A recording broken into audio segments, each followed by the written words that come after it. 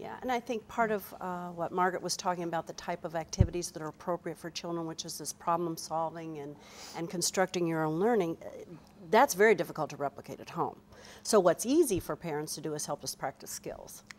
And again, it's back to that idea that the more skills we pound into children, the better off we're going to be on these tests, which is absolutely not, to me, the appropriate direction we need to be taking. So it's going back to the test. So again, That's I think each state has its own accountability measure, and they feel that the more we drill and kill, in essence, the better off we're going to be, which actually, to me, is completely opposite of even what the tests are asking. Even if I'm saying that the tests are not an appropriate means because of the length, the skills or the strategies actually that they're asking the children to show are appropriate.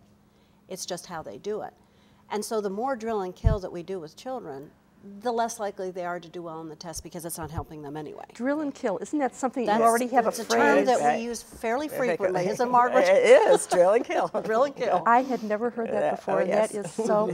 Now, Margaret, doesn't it seems to me this creates such an anxiety in children about school. Right. Especially if they're up late at night and not getting enough sleep and worrying, oh no, if I don't get my homework done, my teacher's going to be mad.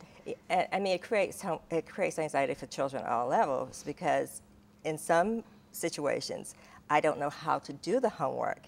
And if I don't have a parent who knows how to do the homework, I can't do my homework. So if I come to school without my homework, the teacher is saying, well, you didn't do your homework. But I didn't really know how to do my homework. So that becomes an issue for some children, for some families. And so the child is in a no-win situation, especially in places where we use the homework as a part of the way we grade children.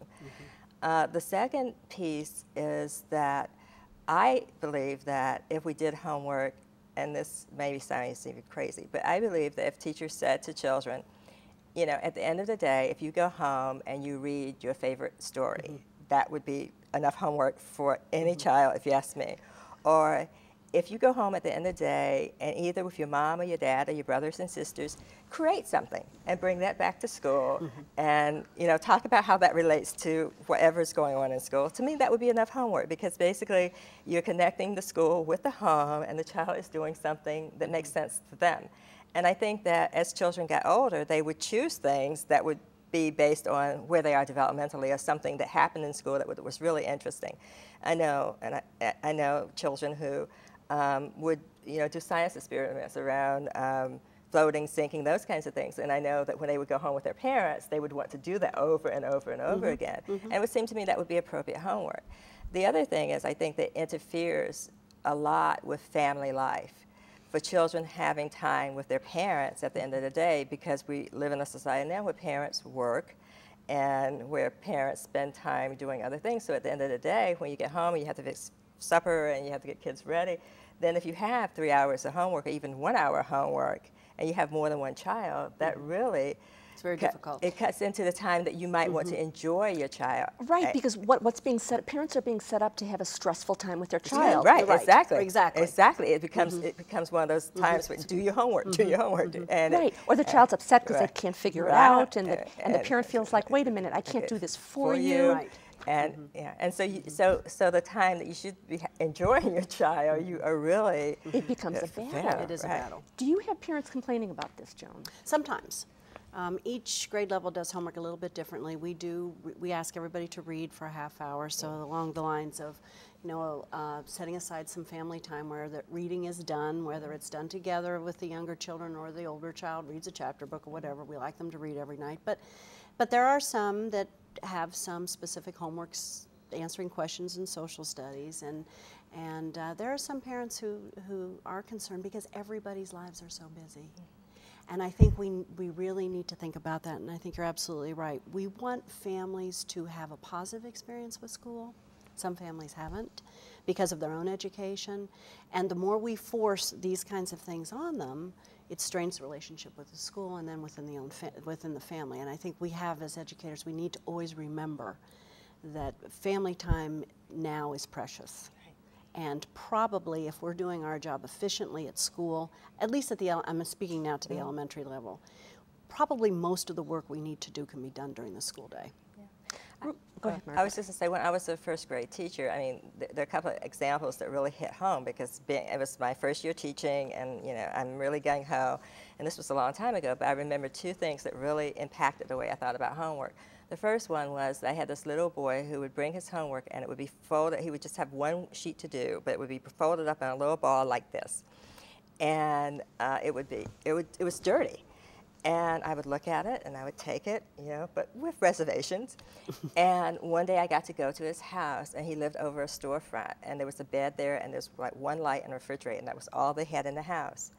And that made me think, with this child, I'm really not really appreciating his homework that he's doing, and living under those conditions. That's all. I mean, that was amazing that he was able to bring his homework every day. So that was, you know, that was one situation that really, I guess, really had a major impact on me.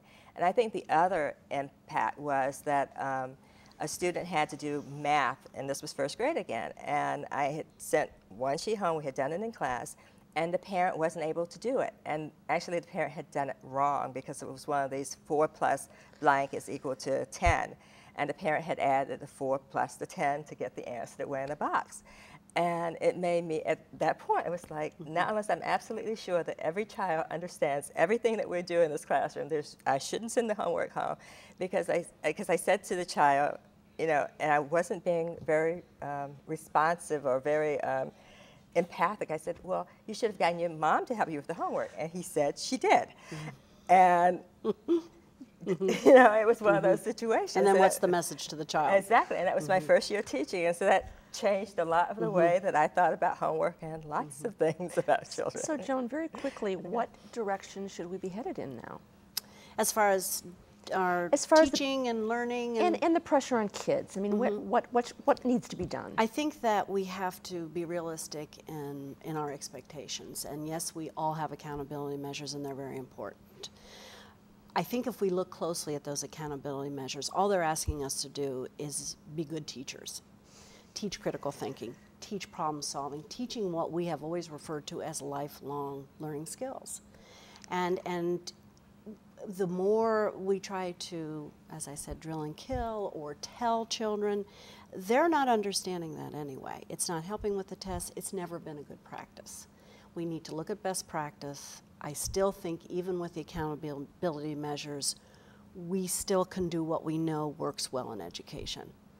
And Margaret, quickly, do you want to say a last word? I just totally agree with Joan, and I just think that we need to look at where children are developmentally and plan based on their interests and their developmental levels, and we will do the right thing. Thank you both so much.